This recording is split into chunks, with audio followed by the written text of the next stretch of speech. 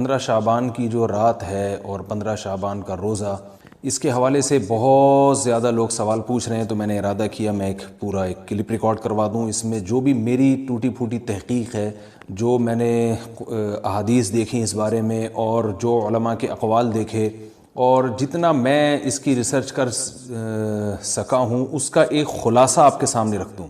اگر میں وہ تمام احادیث آپ کو پڑھ کے سناؤں، پھر ایک ایک کی سند پڑھوں، پھر ایک ایک کی سند پہ بحث کروں، تو وہ بات بہت ہو جائے گی لمبی اور کلپ بہت طویل ہو جائے گا۔ تو ایک خلاصے کے طور پر پوری جو ایک تحقیق ہے وہ میں آپ کے سامنے رکھنا چاہتا ہوں۔ تو 15 شعبان کی جو رات ہے، جس کو شب برات کہا جاتا ہے، اس کا نام شب برات کسی بھی حدیث سے ثابت نہیں ہے، اس لیے عرب اس کو اکثر لیلۃ النصف من شعبان کہتے ہیں کہ شعبان کے جو نصف ہے اس کی رات۔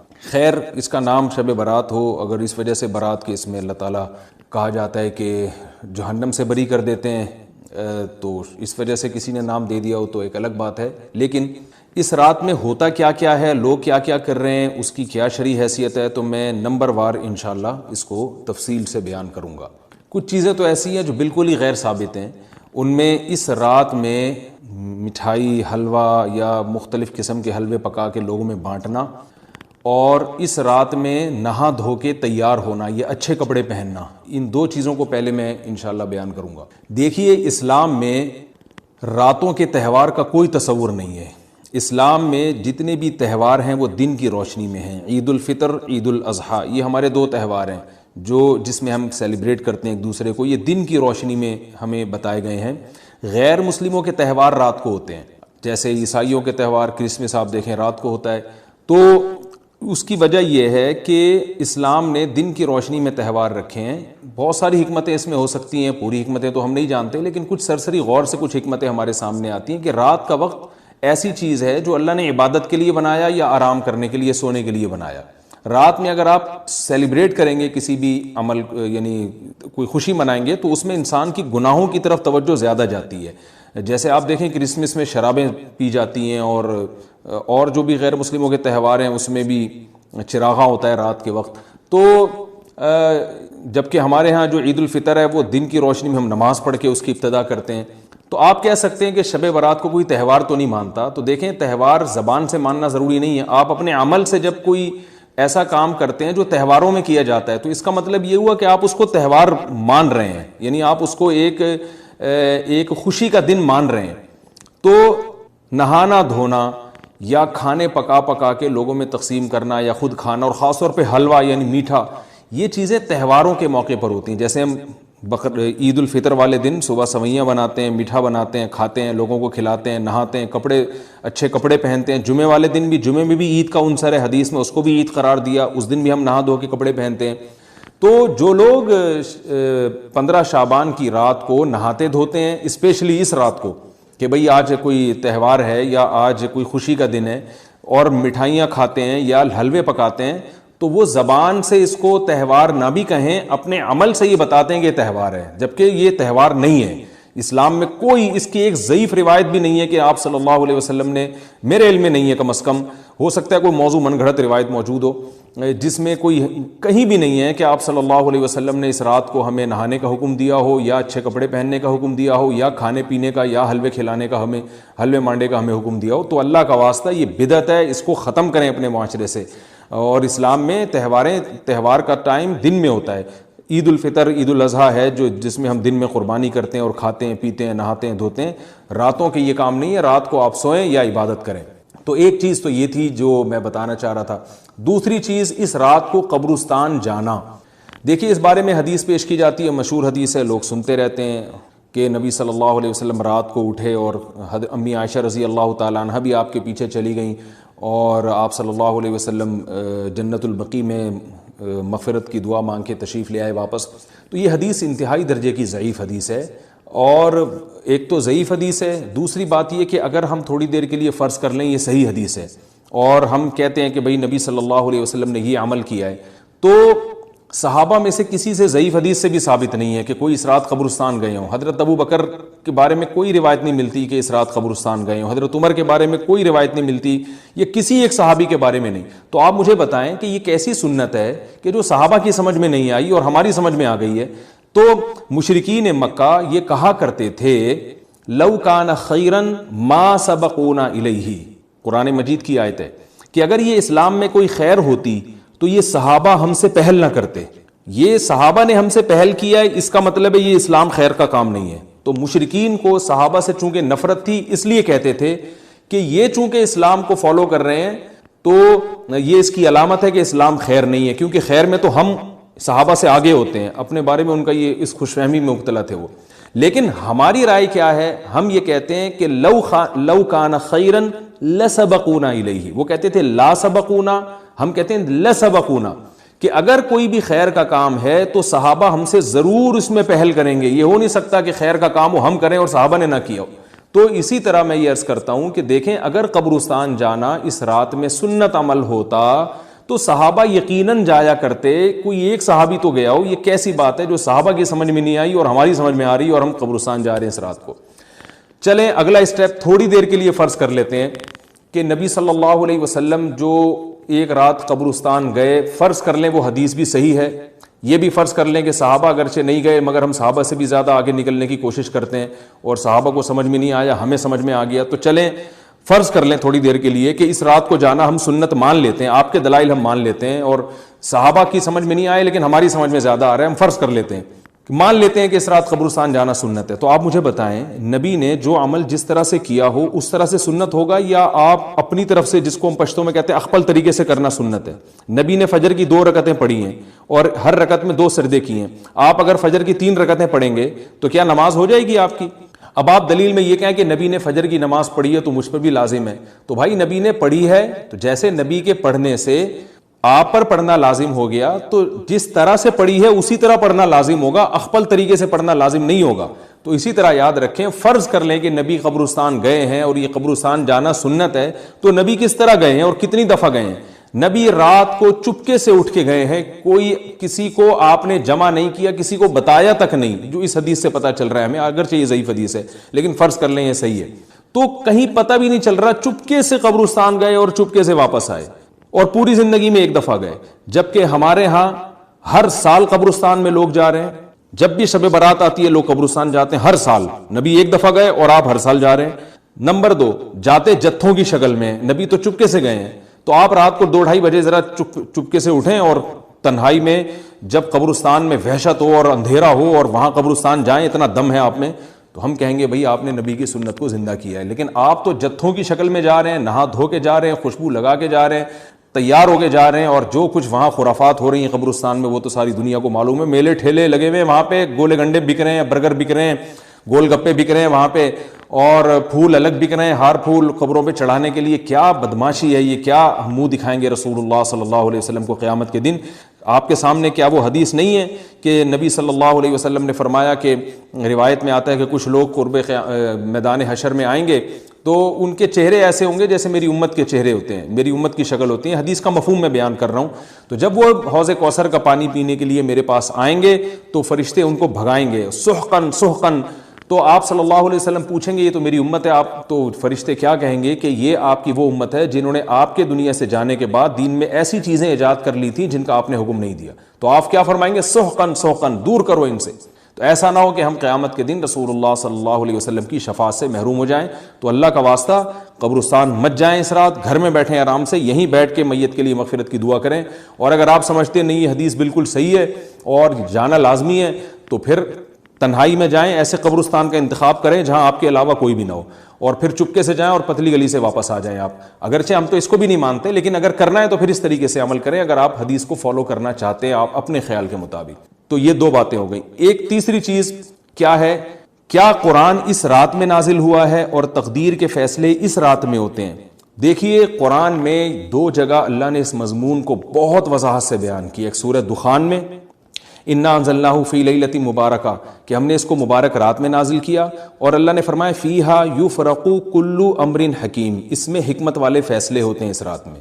دوسری جگہ 30ویں پارے میں سورہ قدر میں اللہ نے فرمایا انا انزلناہ فی لیلۃ القدر، ہم نے اس قرآن کو لیلۃ القدر میں نازل کیا، اور اس میں بھی اللہ نے فرمایا تنزل الملائکۃ فیہا کہ فرشتے اس رات میں اترتے ہیں باذن ربہم من کل امر، تمام قسم کے معاملات لے کے۔ تو یہاں بھی اللہ بتا رہے ہیں کہ جو 1 سال کے فیصلے جس رات میں ہوتے ہیں اور فرشتوں کے حوالے کیے جاتے ہیں وہ رات اور قرآن کے نازل ہونے والی رات ایک ہی ہے, یہ الگ الگ راتیں نہیں ہیں. اور سورہ قدر میں اللہ نے فرما دیا واضح لفظوں میں کہ وہ لیلۃ القدر کی رات ہے. تو اتنی وضاحت کے بعد پھر یہ کہنا کہ اس رات میں قرآن نازل ہوا تھا جبکہ اس کے بارے میں کوئی صحیح حدیث موجود بھی نہیں ہے, ضعیف یا موضوع روایتیں ہیں, تو یہ بالکل قرآن پر میں سمجھتا ہوں کہ یہ ٹھیک نہیں ہے, بالکل دلیل کے لحاظ سے یہ کمزور بات ہے. اگرچہ بعض علماء اس طرف گئے ہیں اور انہوں نے تعویل کی ہے, انہوں نے یہ تعویل کی ہے کہ قرآن جو ہے آسمان دنیا پہ آیا لیلۃ القدر میں اور وہاں سے جو نیچے نزول شروع ہوا ہے وہ شب برات میں ہوا ہے, لیکن یہ تعویل عقل سے بعید ہے اور اس تعویل کی ہمیں ضرورت بھی نہیں ہے.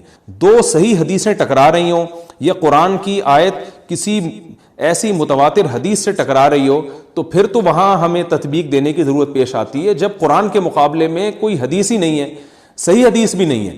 حالانکہ قرآن کے مقابلے میں تو فقہا کہتے ہیں کہ اگر صحیح حدیث بھی ہو, متواتر نہ ہو, صحیح حدیث بھی ہو تو وہ بھی ظنی ہوتی ہے, تو اس حدیث کو رد کیا جائے گا, قرآن میں تعویل نہیں کی جائے گی.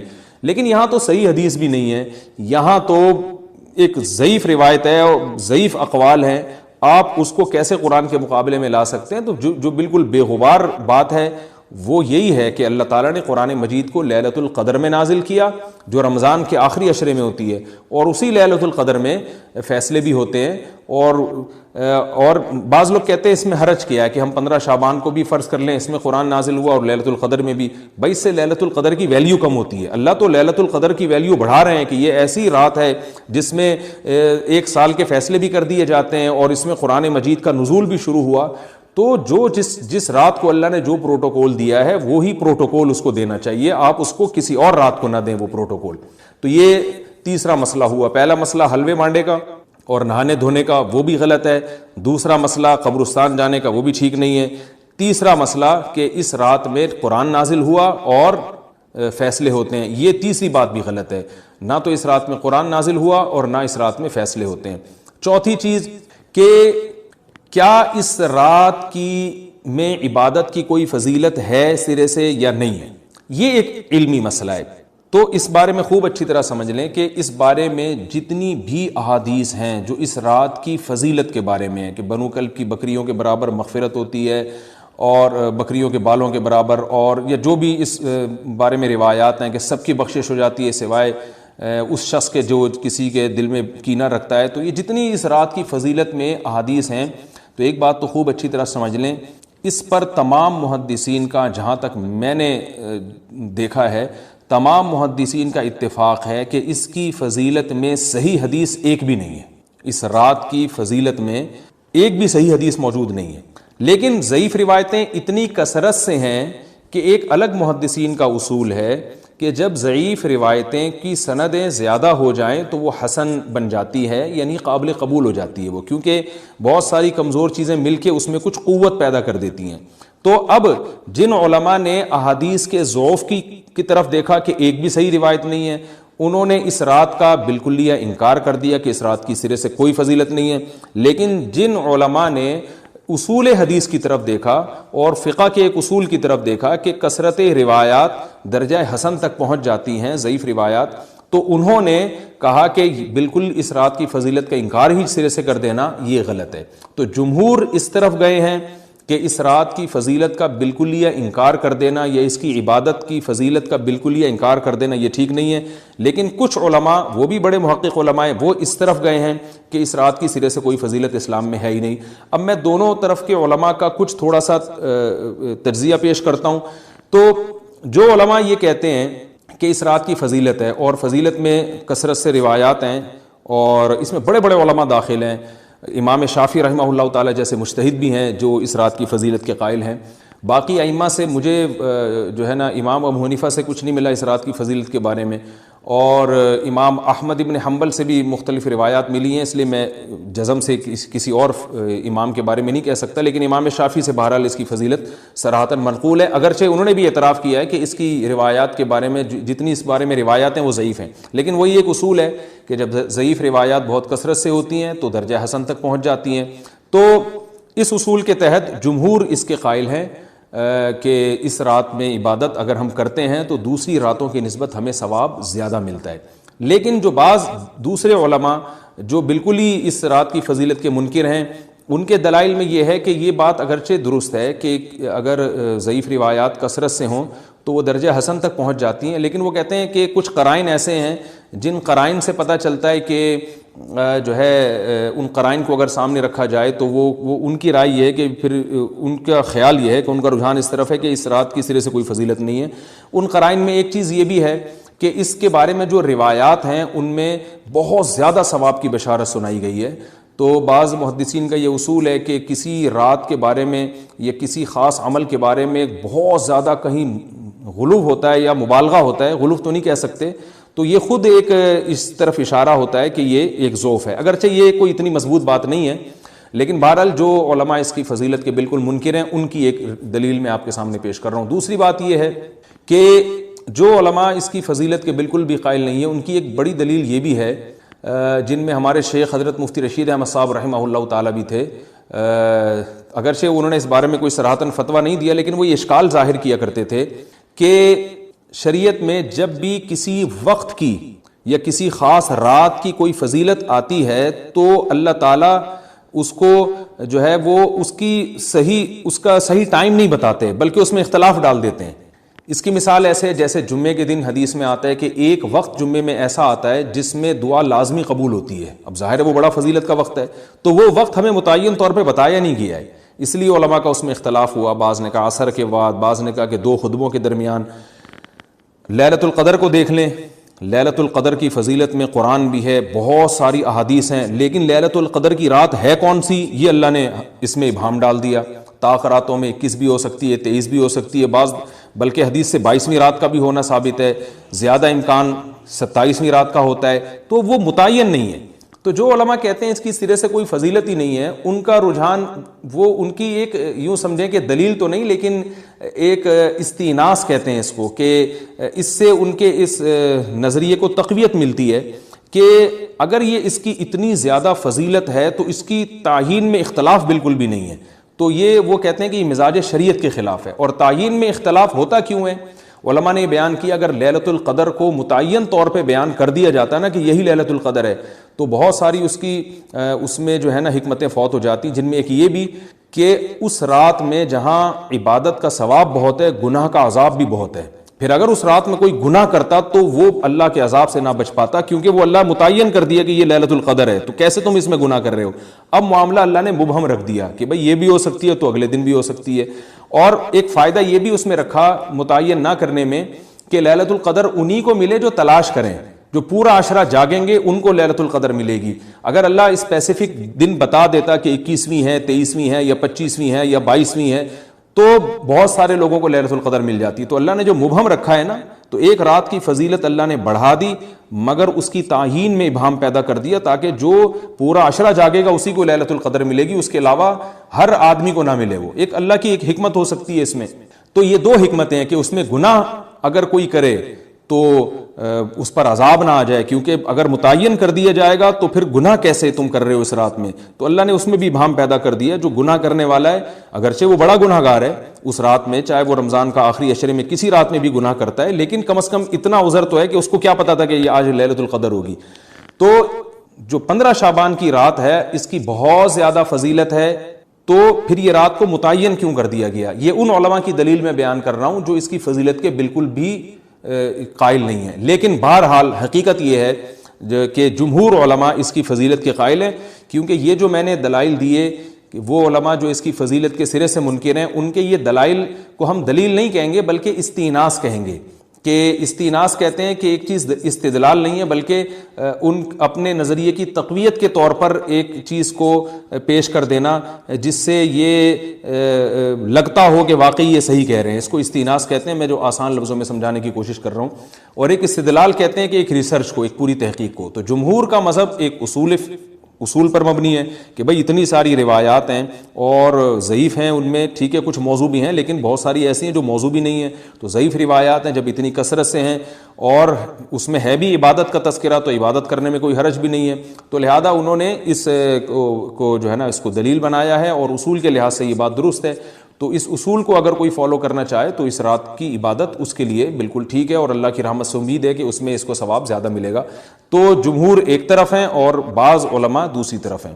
تو یہ میں نے صرف اس لیے بیان کر دیا کہ اس رات کی فضیلت میں اتفاق نہیں ہے، بلکہ مختلف فی ہے، مجتہد فی ہے، اختلاف رائے اس میں ہو سکتا ہے۔ تو اگر کوئی عالم اس رات کی فضیلت کا بالکلیہ انکار کرے اور ان علماء کا بھی احترام کرے جو اس رات کی فضیلت کے قائل ہیں، تو پھر اس عالم پر رد کرنے کا حق نہیں ہے۔ دوبارہ میں اپنی بات کو ریپیٹ کرتا ہوں، اگر کوئی عالم یہ کہے کہ اس رات کی سرے سے کوئی فضیلت نہیں ہے تو اس عالم پر طعن و تشنیع جائز نہیں ہے، کیونکہ ان کے بھی کچھ نہ کچھ استدلالات ہیں۔ ہاں، اگر کوئی عالم اس رات کی فضیلت کا انکار کر کے جمہور کے مذہب کو بالکل غلط قرار دیں اور اس عمل کو یہاں اس رات کی عبادت کو بالکل بدعت قرار دیں، اور جو اس رات میں عبادت کر رہے ہیں یا اس کی فضیلت کے قائل ہیں ان کو بدعتی قرار دیں، تو یہ غلو ہو جائے گا، یہ زیادتی ہو جائے گی، جو کہ بالکل غلط ہے۔ کیونکہ جب دونوں طرف دلائل ہیں تو اعتدال والی رائے اختیار کرنی چاہیے، اور کسی ایک طرف بہت زیادہ جھکاؤ یا کسی ایک کو 100% غلط قرار دے دینا، بدعتی قرار دے دینا، یہ درست نہیں ہے۔ جو ہماری قوم میں ایک مزاج ہے کہ بس اپنی رائے کو مسلط کرتے ہیں اور دوسرے کی رائے کو مانتے ہی نہیں۔ تو عوام کے لیے کیا ہے؟ لوگ کہتے ہیں مفتی صاحب کنفیوز کر دیا آپ نے، تو لٹکا کے چھوڑ دیا ہمیں۔ بھائی میں کنفیوز نہیں کر رہا، عوام جمہور کے مذہب کو فالو کرے گی، جمہور میں بڑے بڑے علماء ہیں، وہ اس کی فضیلت کے قائل ہیں اور وہ اس کے قائل ہیں کہ اس رات میں عبادت کرنی چاہیے، تو آپ جمہور کے مذہب کو فالو کر سکتے ہیں۔ تو اب یہ بات تو ہو گئی، جمہور کا مذہب میں نے آپ کو بتایا کہ وہ اس رات میں فضیلت کے قائل ہیں کہ اس رات میں عبادت کرنی چاہیے، لیکن کیسے کرنی چاہیے اس پر تمام علماء کا اتفاق ہے کہ مسجد میں جتھے بنا کے جانا یا اجتماعی عبادت کرنا یہ بالکل بدعت ہے، بالکل ناجائز ہے۔ اسی طرح کوئی مخصوص قسم کی نماز پڑھنا کہ پہلی رکعت میں یہ والی صورت، تو دوسری میں یہ والی صورت، تو تیسری میں یہ والی صورت، یہ بالکل بدعت ہے۔ صلاۃ التسبیح کی جماعتیں بدعت ہیں۔ تو ایک ہی راستہ ہے آپ کے پاس، آپ عبادت کرنا چاہتے ہیں تو انفرادی طور پر ایسے عبادت کریں جیسے عام دنوں میں آپ عبادت کرتے ہیں، یہ ویسے ہی نماز پڑھیں جیسے عام دنوں میں نماز پڑھتے ہیں۔ کوئی مخصوص صورتیں، مخصوص رکعتیں نہیں ہیں، جتنی اللہ توفیق دے تنہائی میں آپ 2 رکعتیں، تہجد کی 4 رکعتیں، 6 رکعتیں، 8 رکعتیں، 16 رکعتیں، جتنی اللہ توفیق دے آپ رات کو کھڑے ہو کر انفرادی نماز پڑھیں، دعائیں مانگیں اللہ تعالیٰ سے، قرآن کی تلاوت کریں، تسبیحات کریں، جتھے نہ بنائیں مسجد میں، چراغاں نہ کریں، بتیاں نہ لگائیں، قبرستانوں پہ رش نہ کریں، یہ سب ناجائز اور سب حرام ہے، گناہ ہے، اس کا اسلام میں کوئی تصور نہیں۔ کرنا ہے تو صرف ایک کام آپ کر سکتے ہیں کہ صرف عبادت کریں، اور اللہ کی رحمت سے امید کی جا سکتی ہے کہ اللہ تعالیٰ اس رات میں آپ کو عبادت کا دوسری راتوں کی نسبت ثواب عطا فرمائے گا۔ کیونکہ آپ اگر جمہور علماء کو فالو کر رہے ہیں تو ہمیں یعنی جن کے پاس علم نہیں ہے تو ان کو علماء ہی کو فالو کرنے کا اللہ نے حکم دیا ہے، تو آپ جمہور علماء کی رائے پر عمل کرتے ہوئے اگر عبادت کرنا چاہیں تو اللہ کی رحمت سے امید ہے کہ انشاءاللہ آپ کو ثواب ملے گا۔ لیکن عبادت کا کوئی مخصوص طریقہ ہرگز نہیں ہے۔ پمفلیٹ بٹ رہے ہوتے ہیں کہ یہ والی صورت پڑھنے سے یہ ہو جائے گا، تو یہ والی صورت پڑھنے سے یہ ہو جائے گا، یہ بالکل غلط ہے۔ تو انفرادی عبادت ہوگی اور ایسے ہی عبادت کا طریقہ ہوگا جیسے پورے سال ہوتا ہے، نماز اسی طرح پڑھی جائے گی جیسے پورے سال پڑھی جاتی ہے، دعائیں مانگی جائیں گی۔ تو آج انشاءاللہ اس کے بارے میں، دعا کے بارے میں کچھ بات کروں گا کہ ہم لوگ دعاؤں سے بہت زیادہ غافل ہیں۔ اللہ تعالیٰ نے قرآن مجید میں دعا کے بارے میں فرمایا ادعوا ربکم تضرعا وخفیا، اپنے رب کو پکارو عاجزی کے ساتھ اور چپکے سے۔ جیسے اللہ نے نماز کا حکم دیا، اللہ نے زکوٰۃ کا حکم دیا، بالکل اسی طرح سے اللہ نے مانگنے کا حکم بھی دیا ہے کہ ہم کس سے مانگیں؟ اللہ سے مانگیں، اور مانگیں یعنی اللہ کے علاوہ کسی اور سے نہیں مانگیں، اور اللہ سے بھی باقاعدہ مانگیں، مانگنے کا عمل جاری رکھیں۔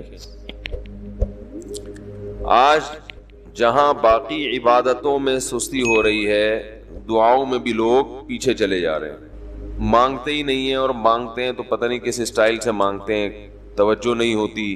اجتماعی دعاؤں پر زیادہ زور ہے، انفرادی پر زور نہیں۔ کہیں مجمع دعا مانگ رہا ہوتا تو ہاتھ اٹھا کے آمین آمین شروع کر دیں گے، بس ٹھیک ہے، وہ بھی جائز ہے، لیکن دعا میں جو اصل ہے وہ انفرادی ہے۔ دیکھیں، جب آپ کسی سے اپنی حاجت پوری کرنے کے لیے، کچھ مانگنے کے لیے جاتے ہیں تو اکثر آپ کی کوشش ہوتی ہے کہ اس سے اکیلے میں ملو۔ اکثر کوشش کیا ہوتی ہے؟ سب کے سامنے نہیں، بلکہ آپ اس کو لیں گے، بھائی تھوڑی دیر کے لیے ذرا مفتی صاحب آپ سے کام، ایسا ہی ہوتا ہے نا۔ ذرا چھاؤں میں آ جائیں تھوڑی دیر کے لیے. لوگ کہتے ہیں نا مفتی صاحب کہہ رہے ہیں بھائی یہیں پوچھ لو, کہہ رہے نہیں ذرا سائڈ پہ آ جائیں. تو سائڈ پہ جانے کے بعد پھر آپ کہتے ہیں یہ مسئلہ ہے, فلانا مسئلہ ہے, ڈمکانا مسئلہ ہے. تو سائڈ پہ لے جانے سے بعض دفعہ یہ بھی ہوتا ہے کہ سب کے سامنے آدمی اپنی بات نہیں لانا چاہ رہا ہوتا, اور بعض دفعہ یہ بھی ہوتا ہے کہ میں اپنی بات توجہ کے ساتھ سنا سکوں. تو دعا میں انسان, اللہ تو سب کی بات سنتا ہے مجمع میں بھی اور تنہائی میں بھی, لیکن آپ دعا مانگنے میں جو آپ کی طبیعت لگے گی, توجہ سے مانگو گے, وہ تنہائی میں زیادہ شوق سے, زیادہ رغبت سے مانگ سکتے ہو. اجتماع میں ایسی رغبت اور ایسی شوق سے انسان دعا نہیں مانگ سکتا. تو انفرادی دعائیں ہی ختم ہوتی جا رہی ہیں. قرآن مجید میں اللہ تعالیٰ نے رمضان کی جو آیتیں ہیں ان آیتوں کے بعد ذکر کیا, وَإِذَا سَأَلَكَ عِبَادِي عَنِّي فَإِنِّي قَرِيب. اے نبی ان سے کہہ دیجئے کہ جب یہ مجھ سے میرے بارے میں پوچھیں تو آپ ان کو بتا دیں کہ میں بہت قریب ہوں تمہارے. اجیب دعوت الداعی اذا دعان. جب کوئی پکارنے والا, دعا مانگنے والا مجھ سے دعا مانگے گا تو میں اس کی پکار کا جواب بولے بھائی اس پکار کا جواب دوں گا. پکار کا جواب دینے کا مطلب کیا ہوتا ہے؟ قبول کروں گا اس کی دعا. جواب کا یہ مطلب نہیں کہ اچھا میں نے سن لیا چلو. ایک جواب تو یہ بھی ہوتا ہے نا, اچھا اب چپ ہو جا. ہم کسی کو پکار رہے ہوں اگلا کہتے ہیں اچھا بھائی ٹھیک ہے پتہ چل گیا, اب چپ کر کے بیٹھ جاؤ آرام سے. تو اللہ تعالیٰ جب جواب دیتے ہیں تو کیا مطلب ہوتا ہے کہ اللہ تعالیٰ وہ دعا قبول کر رہے ہیں. ہم دعا کثرت سے مانگتے کیوں نہیں ہیں؟ اس کی وجہ یہ ہے کہ ہمارے ذہن میں ایک چیز شیطان نے بٹھا دی ہے کہ مانگو تب بھی ویسے کے ویسے ہی ہیں, نہیں مانگو تب بھی ویسے کے ویسے. وہ فلاں آدمی تو نہیں مانگتا, وہ تو پھر بھی اس کی تنخواہ اچھی مل رہی ہے, اور میں تو کئی سالوں سے دعائیں مانگ رہا ہوں, اے اللہ میری تنخواہ ڈبل نہیں کر سکتا تو کم از کم 50% ہی بڑھا دے. تو میں تو وہیں کا وہیں ہوں, میری تنخواہ میں تو کوئی اضافہ ہو نہیں رہا. تو ہم تو دیکھتے ہیں کہ ادھر دعا مانگو کچھ بھی نہیں ہو, سوائے ثواب کے کچھ بھی نہیں ملتا. یہ وہ چیز ہے جو انسان کو دعاؤں سے روکتی ہے. حالانکہ ہم پیغمبروں کی زندگی دیکھتے ہیں تو بات بات پر دعائیں مانگتے تھے, بہت کثرت سے, بہت زیادہ. نوح علیہ السلام, اچھا اللہ نے ان کی دعاؤں کو قرآن میں ذکر بھی کیا ہے. مناجات مقبولہ ایک دعاؤں کی کتاب ہے. حضرت مولانا اشرف علی تھانوی رحمہ اللہ تعالی نے قرآن اور حدیث کی دعاؤں کو ایک چھوٹی سی کتاب میں جمع کر کے ایک ہفتے پہ ڈیوائیڈ کر دیا ہے اس کو, کہ آپ روزانہ ان میں سے ایک حصہ پڑھیں گے تو پورا ہفتے میں وہ تقریباً تمام دعائیں کور ہو جائیں گی جو قرآن و سنت میں بیان کی گئی ہیں. وہ کتاب ضرور خریدیں, رکھیں اپنے پاس, مناجات مقبولہ کے نام سے. تو ہم دعا کیوں نہیں مانگتے؟ مسئلہ ہمارے ساتھ یہ ہے کہ ہم کہتے ہیں کہ جو مانگتا ہے وہ بھی وہینچ کا وہینچ, اور جو نہیں مانگتا ہے وہ بھی کوئی سرخاب کے پر تو لگ نہیں جاتے کوئی مانگ رہا ہو تو. یہ وہ مسئلہ ہے جس کی وجہ سے لوگ دعائیں مانگنے میں بخل سے کام لیتے ہیں, جبکہ پیغمبر کثرت سے دعائیں مانگا کرتے تھے, بہت زیادہ.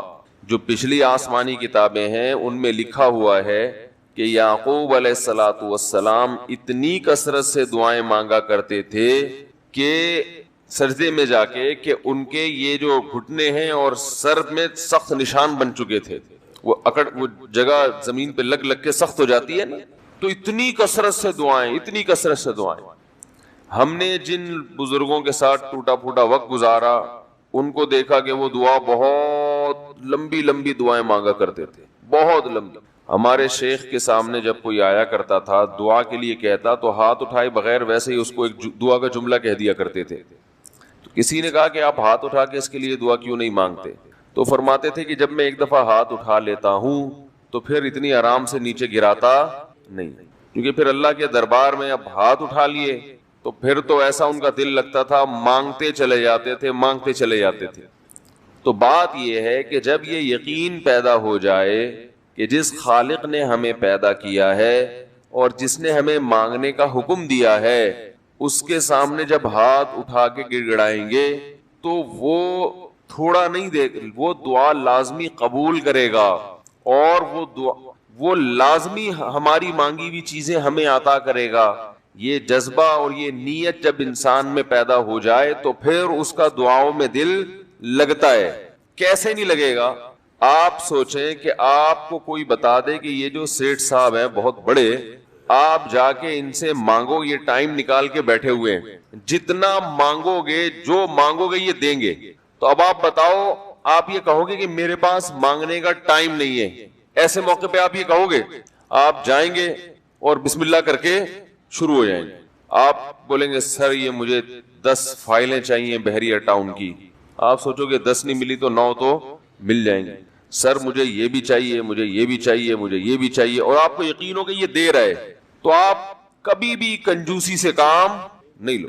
پھر آپ یہ نہیں کرو گے کہ آپ مانگتے ہوئے جو ہے نا، اس سے آپ جب مانگ رہے ہو تو آپ کی کبھی ادھر دیکھ رہے ہو، کبھی ادھر دیکھ رہے ہو، کبھی ناک میں انگلی گھما رہے ہو، کبھی سر میں کھجا رہے ہو.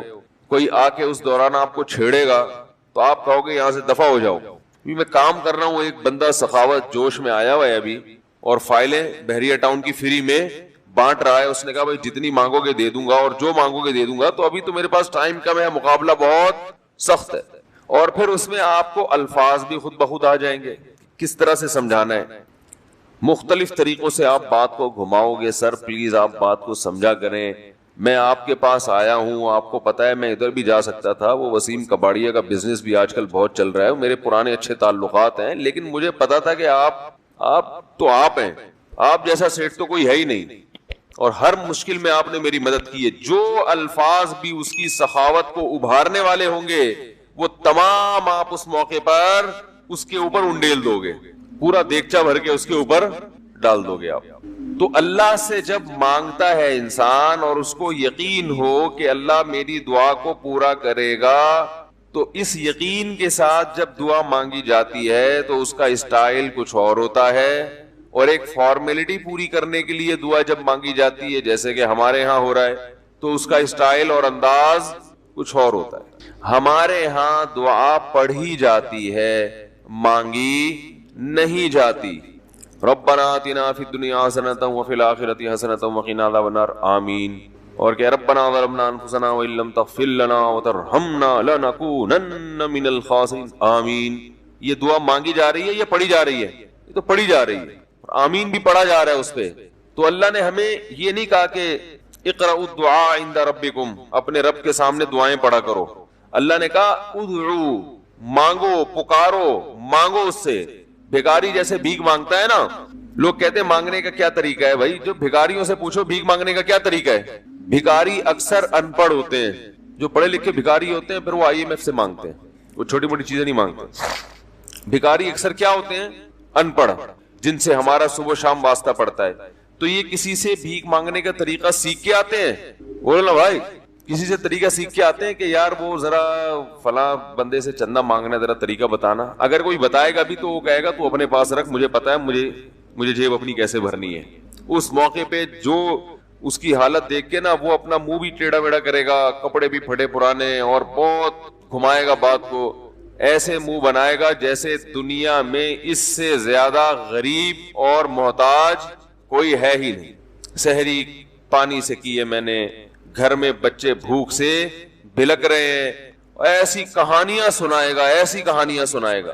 تو یہی حال انسان کا ہے جب اسے پتا ہو کہ میرا رب جو مانگوں گا وہ دے گا مجھے، تو پھر اس کے بھیک مانگنے کا انداز اور جو دعا مانگنے کا اسٹائل ہے وہ خود بخود فطرت اسے سکھا دیتی ہے، خود بخود اس کے اندر الفاظ آنا شروع ہو جاتے ہیں کہ ایسے مانگنا چاہیے.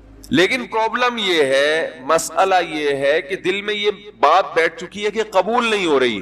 عجیب حدیث ہے، رسول اللہ صلی اللہ علیہ وسلم نے ارشاد فرمایا کہ اللہ بندے کی دعا قبول کرتے رہتے ہیں، وہ مانگتا رہتا ہے قبول ہوتی رہتی ہے، وہ مانگتا رہتا ہے قبول ہوتی رہتی ہے، یہاں تک کہ ایک وقت ایسا آتا ہے کہ بندہ یہ کہتا ہے کہ میں مانگ رہا ہوں قبول تو ہو نہیں رہی. تو جب یہ کہتا ہے تو اس وقت قبول کرنا بند کر دیتے ہیں اللہ تعالیٰ. اللہ کہتے ہیں کہ اگر تو یہ سمجھ رہا ہے کہ قبول نہیں ہو رہی تو اب نہیں ہوگی. اب عجیب بات ہے یا نہیں ہے یہ حدیث؟ بھائی وہ بندہ کئی سال سے دعائیں مانگ رہا تھا اور پھر آخر میں آ کے کہتا ہے کہ قبول تو ہو نہیں رہی، تو ظاہر ہے کچھ نہیں ہو رہی ہوگی تبھی تو کہہ رہا ہے نا. اس کو ایسا لگ رہا ہوگا کہ قبول نہیں ہو رہی.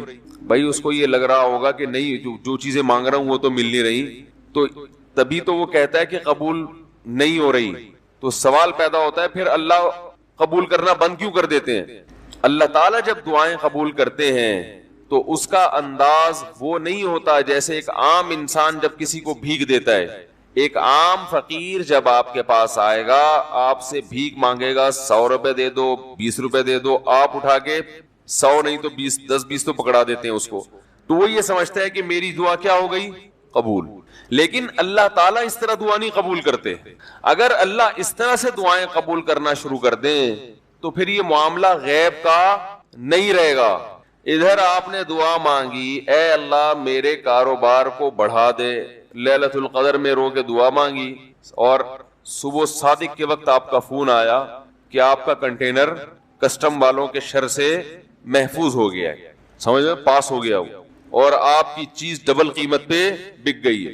پھر آپ نے دعا مانگی, اے اللہ تیری رحمت اس وقت جوش میں آئی ہوئی ہے, تو ایسا کر میرا بچہ بھی پاس ہو جائے, اس کے نمبر اچھے آ جائیں. ادھر فون آیا کہ آپ کا بچہ پہلی پوزیشن سے کامیاب ہو گیا. پھر آپ نے کہا آج اللہ کی رحمت بہت جوش میں آئی ہوئی ہے, اے اللہ میری بیوی بھی ٹھیک ہو جائے. تو بیگم صاحبہ کا فوراً فون آ گیا کہ میں ٹھیک ہو گئی ہوں, ہے بھائی میں ٹھیک ہو گئی. اے اللہ ساس صاحبہ بہت دنوں سے آگے بیٹھی ہوئی ہیں, جانے کا نام نہیں لے رہی, فون آ گیا کہ میں چلی گئی ہوں. اس طرح سے اگر دعائیں قبول ہونا شروع ہو جائیں تو میرے بھائی پھر یہ سارے کافر, یہ سارے لبرل لوگ جو اللہ کو مانتے ہی نہیں ہیں, یہ دنیا کا ہر کام چھوڑ کے مصلی بچھا لیں گے اور دعاؤں کو فوکس کرنا شروع کر دیں گے.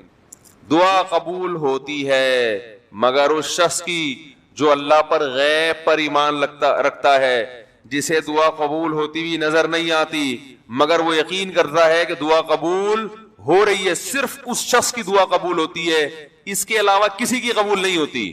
بہت مشکل ہے بھائی سمجھانا.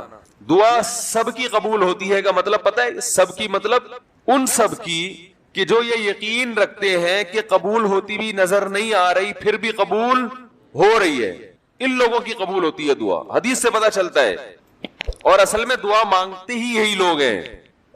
اب آپ کہیں گے بھائی نظر تو آ نہیں رہی, جب میں جو چیز مانگ رہا ہوں وہ مل نہیں رہی, تو کیا ایسے قبول کا کرنا کیا ہے بھائی؟ یہ تو صرف مشورے مل رہے ہیں ہمیں کہ پھر بھی مانگتے رہو. تو ہم نے, وہ ایک فقیر تھا نا, ایک سیٹ صاحب کے پاس آیا, کہنے لگا کہ بھائی ذرا کچھ پیسے مل جائیں گے, گھر میں ضرورت ہے. تو اس نے کہا اتنے ہٹے کٹے ہو کے بھیک مانگتے ہو, شرم نہیں آتی؟ تو اس نے کہا فی الحال میں نے آپ سے بھیک مانگی ہے, مشورہ نہیں مانگا. جب مشورہ مانگوں تو اس وقت مشورہ دے دینا کہ بھیک مانگنا میرے لیے مناسب ہے یا نہیں ہے بھائی. ابھی میں آپ سے پیسے مانگ رہا ہوں مشورے کے لیے, پھر کوئی اور ٹائم انشاءاللہ رکھ لیں گے, اس میں آپ سے مشورہ لوں گا کہ میرے جیسے آدمی کو بھیک مانگنا مناسب ہے یا نہیں. تو آپ کے ذہن میں بھی یہ خیال آ رہا ہوگا کہ ہم اللہ سے دعا مانگتے ہیں اور اللہ کی طرف سے جو چیز جو ہم مانگ رہے ہیں وہ تو مل نہیں رہی, بلکہ اللہ کی طرف سے مشورے مل رہے ہیں کہ مانگتے رہو قبول ہو رہی ہے, تو ہوتی بھی تو نظر نہیں آ رہی. کیا خیال ہے بھائی؟ ہوتی قبول ہوتی بھی نظر تو نہیں آ رہی. تو یاد رکھیں دعا تو لازمی قبول ہوتی ہے. اگر آپ کو قبول ہوتی بھی نظر نہیں, دعا قبول ہونے کے انداز مختلف ہیں. اللہ تعالیٰ کے جس طرح سے قبول کرتے ہیں نا, وہ عام لوگوں کی طرح نہیں آپ کو چیزیں پکڑا دیتے, یہ تو غیب سے معاملہ ختم ہو جائے گا. اللہ کی حکمت کا تقاضا یہ ہے کہ اس طرح سے قبول کروں کہ قبول ہو مگر اس کو پتا نہ چلے, کیونکہ وہ اللہ کا دربار ہے, اس کی کچھ قیمت ہے کہ وہ ہر ایک کو مانگنے کی توفیق نہیں دیتا. بھائی آپ نے کبھی دیکھا کہ کوئی سیٹ ایسی دکان کھول کے بیٹھ جائے کہ آؤ جو مانگو میں دوں گا؟ ایسے تو کیا ہوگا کہ پورا نظام خراب ہو جائے گا نا. پھر آپ 10 فائلیں تھوڑی مانگیں گے, پھر تو آپ کہیں گے پورا بحریہ ٹاؤن میرے حوالے کر دو, پھر تو آپ یہ کریں گے نا. یہ تو میں نے ایک مثال دی تھی, عملاً ایسا نہیں ہوتا. عملاً وہی آ کے بیٹھے گا اور وہی آپ کو پیشکش کرے گا کہ اس کے کچھ اصول اور ضابطے ہوں گے, ان قواعد پہ آپ پورے اترتے ہوگے تو آپ کو وہ گھسنے دے گا. اللہ کے بھی کچھ اصول اور ضابطے ہیں, ساری دعائیں قبول کرے گا, جو مانگو گے صرف اتنا نہیں بلکہ بڑھا کے دے گا. لیکن اصول یہ ہے کہ اللہ کہتے ہیں کہ جب میں دوں گا تو نظر نہیں آئے گا مگر یقین رکھنا ہے کہ کیا کر رہا ہوں, میں دے رہا ہوں, پھر دیتا رہوں گا میں. پھر بات وہیں آگے کھڑی ہو جاتی ہے کہ ایسے دینے کا کیا فائدہ کہ ہماری سمجھ میں نہیں آ رہا کہ پتہ نہیں کیسے دے رہا ہے اللہ تعالیٰ. تو یاد رکھیں اللہ تعالیٰ کے دینے کا انداز تھوڑا مختلف ہے. وہ کیا ہے؟ بعض مرتبہ جو چیز مانگ رہے ہوتے ہیں اللہ وہی چیز آپ کو دے دیتا ہے, اور ایسا بھی ہوتا ہے. ہمیشہ ایسا تو نہیں ہوا ہوگا کہ جو چیز مانگی اور نہیں ملی ہو, کئی بار ایسا ہوا ہے کہ جو مانگا وہ اللہ نے دے دیا, فوراً مسئلہ حل ہو گیا. بعض دفعہ بلکہ اس سے بھی پہلے کا اسٹیپ، بسا اوقات تو آپ دعا مانگ ہی نہیں رہے ہوتے، آپ اس کو دعا سمجھ رہے ہوتے ہو، لہذا اس میں وہ جان ہوتی نہیں ہے، تو قبولیت کا پھر سوال ہی پیدا نہیں ہوتا۔ آپ دعا پڑھ رہے ہوتے ہو، مانگ رہے نہیں ہوتے، تو اللہ نے تو دعائیں قبول کرنے کا کہا ہے، دعائیں پڑھنے پر کہا ہو، وعدہ کیا ہو، ایسا ہمارے علم میں کوئی حدیث نہیں ہے۔ دیکھیں یونس علیہ السلام جب مچھلی کے پیٹ میں تھے تو یونس علیہ السلام کو اپنی خطا کا احساس ہوا کہ میں اللہ کی پرمیشن کے بغیر اپنی قوم کو چھوڑ کے آ گیا ہوں، ان کو احساس ہو گیا، تبھی اللہ نے مجھے مچھلی کے پیٹ میں ڈال دیا ہے۔ تو اب آپ نے مچھلی کے پیٹ میں جا کے یہ دعا مانگی، لا الہ الا انت سبحانک انی کنت من الظالمین، اے اللہ تیرے سوا کوئی عبادت کے لائق نہیں ہے، سبحانک تو ہر عیب سے پاک ہے، تو نے جو مجھے مچھلی کے پیٹ میں ڈال دیا تو یہ تیری غلطی نہیں ہے، تو ہر عیب سے پاک ہے، انی کنت من الظالمین، میں ہوں ظلم کرنے والا اپنی جان پہ، مجھ سے غلطی ہوئی ہے۔ اللہ تعالیٰ کو آپ کا یہ مانگنا اتنا پسند آیا کہ مچھلی کو حکم دیا کہ ان کو ساحل پر اگل دو، اور نہ صرف یہ کہ مچھلی نے آپ کو ساحل پہ ڈالا، وَأَنبَتْنَا عَلَيْهِ شَجَرَةً مِّن يَقْطِينٍ، یقطین کوئی درخت تھا وہ بھی اللہ نے اگا دیا دھوپ سے بچانے کے لیے۔ لیکن جب مصیبتوں میں ہم یہ کلمہ پڑھتے ہیں لا الہ الا انت سبحانک انی کنت من الظالمین، تو ہم یوسف علیہ السلام والے جذبے سے یہ کلمے میں جو الفاظ ہیں وہ مانگتے نہیں ہیں، بلکہ ہم یہ کلمہ پڑھتے ہیں۔ سمجھ رہے؟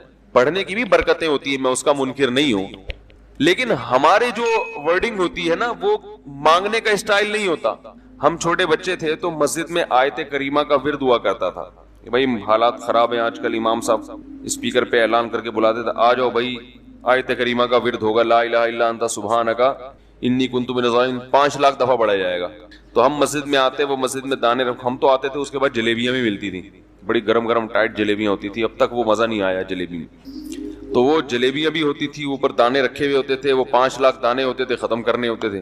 تو پھر ہم کیا کریں، لا الہ الا انت سبحانک انی کنت من الظالمین، لا الہ الا انت سبحانک، اس میں فراڈ نہیں کرتے تھے، پڑھتے پورا تھا الحمدللہ۔ بعض لوگ تو کیا کرتے تھے، ایک مٹھی لی لا الہ الا انت سبحانک انی کنت من الظالمین، پھونک مارا اور سائڈ پہ رکھ دیا، وہی ڈرامے بھی ہوتے تھے، لیکن ہم پورا ہی پڑھتے تھے۔ لیکن اس میں مانگنے کا انداز تو نہیں ہوتا تھا، لا الہ الا انت سبحانک انی، پھر اس میں بچے تھے شرارت بھی شروع ہو جاتی تھی، پھر دیکھ رہے ہیں کوئی ادھر دیکھ رہا ہے تو ایک دانہ اٹھایا، لا الہ الا انت سبحانک انی کنت من الظالمین، یوں کر کے اس کی ناک پہ مارا ہے، کوئی ادھر دیکھ رہا ہے تو اس کی جیب میں ڈال دیا۔ تو یہ دعا مانگی جا رہی ہے، یہ تو پڑھی جا رہی ہے، ایک فارمیلٹی ہے کہ 5 لاکھ پورے کرنے ہیں، اس کے بعد جلیبی کھانا ہے اور نکلنا ہے۔ تو آج بھی ایسا ہی ہو رہا ہے، امام صاحب دعا مانگتے ہیں، لوگ کہتے ہیں یار چلو جب نماز پڑھ لی، 4 رکعتیں پڑھ لی، سلام بھی پھیر لیا، تو اس میں کیا جا رہا ہے، یہ بھی پورا ہی کر لو، ایسا ہی ہوتا ہے نا، یہ بھی پورا ہی کر لو، آمین آمین کہہ لیں گے۔ امام صاحب ڈرائیور ہیں، ہم پیچھے مقتدی ہیں، تو جہاں اتاریں گے وہیں اتریں گے ہم لوگ، پہلے تو نہیں اتر سکتے۔ تو یہ ایک لوگوں کے ذہن میں تصور ہے۔ نبی صلی اللہ علیہ وسلم نے فرمایا اللہ ظاہر قلب کے ساتھ دعا کی طرف توجہ نہیں دیتے۔ ظاہر قلب کا مطلب آپ کا دل حاضر نہیں ہو، کچھ اور سوچ رہے ہو، اور ادھر سے آپ نے ویسے ہی ایک فارمیلٹی پوری کرنے کے لیے۔ اللہ کہتے ہیں کہ جب تو مانگنے میں مخلص نہیں ہے تو میں تجھے کیوں دوں، تو مانگنے میں ہی مخلص نہیں ہے۔ تو بعض دفعہ بلکہ اکثر ایسا ہوتا ہے کہ ہماری دعا میں جان ہی نہیں ہوتی۔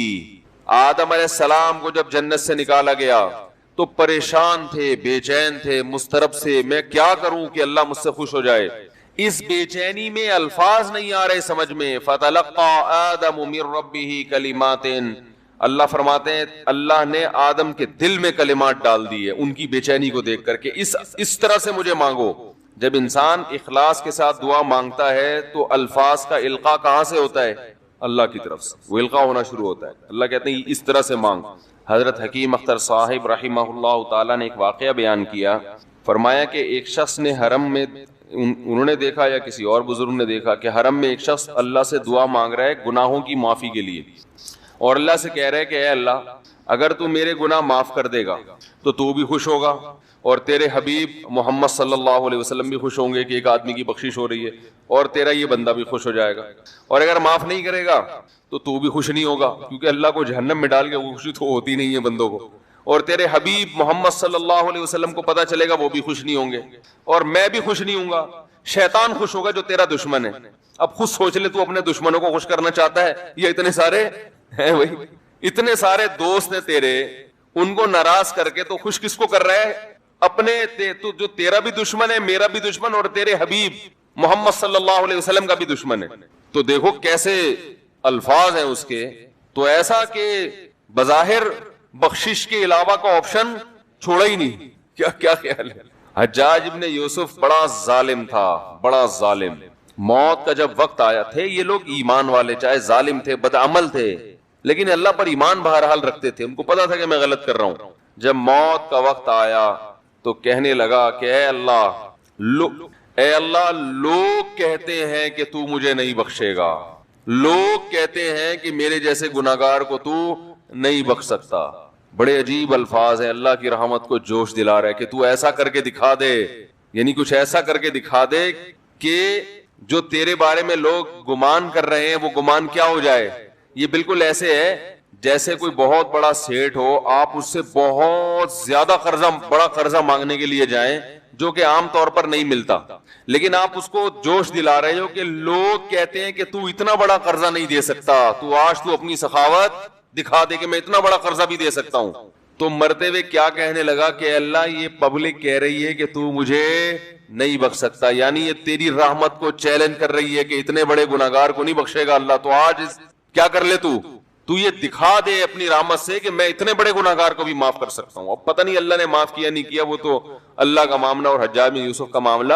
لیکن علماء کہتے ہیں یہ اس نے الفاظ بڑے ڈینجرس کہے ہیں مرتے وقت. ڈینجرس کا مطلب یعنی دوسرے معنی میں ایسے ہے کہ اس نے اللہ کی عرش کو ہلا دیا ہوگا.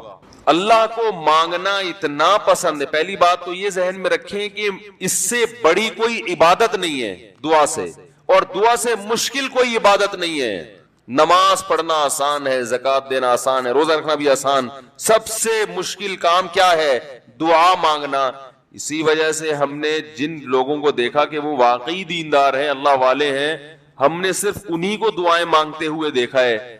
عام لوگوں کو ہم نے دعاؤں کو اتنا فوکس کرتے ہوئے نہیں دیکھا. وہ دوسری چیزوں کو زیادہ فوکس کرتے ہیں، دعاؤں پہ زیادہ زور نہیں ہوتا ان کا. وظیفوں پہ تو ہوگا صبح شام، یہ والا اتنی دفعہ، وہ والا اتنی دفعہ، وہ بھاگ گئی واپس آ جائے اس کے لیے اتنی دفعہ، وہ جا نہیں رہی اس کے لیے اتنی دفعہ. یہ وظیفوں پہ تو ہوگا زور. ایسے ہوتا ہے نا ہاتھ اٹھا کے اللہ سے گڑگڑا کے مانگا جائے، یہ چیزیں کم. میں جب حج پہ گیا تو اپنے شیخ مرشد کے ساتھ تھا. پہلے ہی ہم نے ان کو دیکھا تھا بہت زیادہ دعائیں مانگتے ہیں، وہ بہت زیادہ ان کو دعاؤں میں دل لگتا ہے، بہت دعائیں مانگتے ہیں. تو مجھے کسی نے بتایا کہ یہ جب بیت اللہ کو دیکھتے ہیں تو اتنی لمبی دعا مانگتے ہیں کھڑے کھڑے کہ تم ان کے ساتھ ٹھہر نہیں سکتے. میں نے کہا کیوں نہیں ٹھہر سکتے؟ ہم جوان ہیں، ان کی عمر زیادہ ہو گئی اور ان کو کچھ بیماریاں بھی ہیں. تو میں نے کہا ہو جائے مقابلہ پھر، ٹھیک ہے دیکھتے ہیں کون زیادہ لمبا ٹھہر لیتا ہے. تو جب بیت اللہ پہنچے، ان کی نظر بیت اللہ پہ پڑی، ذرا قریب گئے. یہ جو کہتے ہیں نا بیت اللہ پہ نظر پڑتے ہی وہیں ٹھہر جاؤ شروع ہو جاؤ، ایسا نہیں ہے. بیت اللہ پہ اگر نظر پڑی ہے آپ کی تو کوئی بات نہیں، اور قریب چلے جائیں. کوئی دوسرا عمل کرنے سے پہلے دعا مانگیں. پہلی نظر کا مطلب یہ ہوتا ہے کہ جب نظر پڑی ہے تو اب طواف شروع کرنے سے پہلے یا کوئی دوسرا عمل کرنے سے پہلے آپ جا کے دعا مانگیں. تو وہ دور سے نہیں بلکہ جتنا قریب جا کے مانگیں اتنا زیادہ اچھا. لوگ کیا کرتے ہیں، یوں منہ نیچے کر کے جا رہے ہوتے ہیں کہ پہلی نظر پڑ گئی تو پھر دعا کا موقع نکل جائے گا، تو یوں وہ جو ٹکرا بھی جاتے ہیں. کچھ نہیں ہوتا، نظر پڑ جائے تو اور تھوڑا قریب جائیں، قریب جا کے دعا مانگیں. تو ان کو ہم نے دیکھا کہ انہوں نے دعا مانگنا شروع کی. میں بھی کھڑا ہو گیا ساتھ میں، ہم نے کہا چلو ہم بھی مانگتے ہیں. تو وہ اتنی دیر تک حالانکہ کمر میں بھی تکلیف، بیماریاں بھی ہیں، شوگر بھی ہے. تو بالآخر میں نے ہتھیار ڈال دیا. میں نے کہا میں اتنی دیر کھڑا نہیں ہو سکتا. اور میں پھر اب بیٹھتے ہوئے شرم بھی آ رہی تھی کہ وہ بولیں کہ میری عمر زیادہ ہے اور یہ دیکھو ابھی جوان، شادیاں تو کرتا رہتا ہے، تو یہ کیا شادیاں کرے گا جو کھڑا نہیں ہو سکتا اتنی دیر. تو وہ اتنی دیر ہو گئی تو میں بیٹھ گیا واقعی.